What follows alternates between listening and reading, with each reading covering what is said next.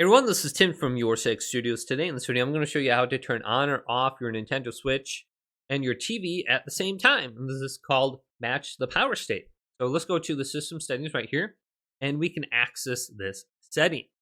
Scroll on down on the left side, and we want to go to TV settings.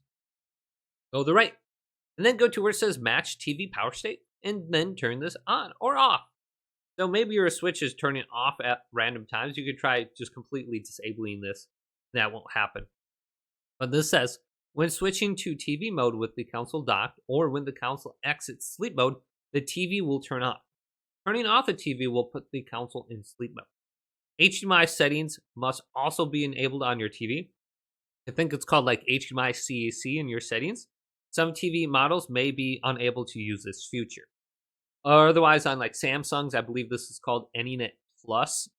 So just look through those and make sure this is on your TV as well. But if you're having issues, try turning this off, and your Switch shouldn't randomly go to sleep mode. But hopefully this video did indeed help you out. Did leave it a big thumbs up and subscribe to my channel down below for more tech videos coming up next on Your Six Studios.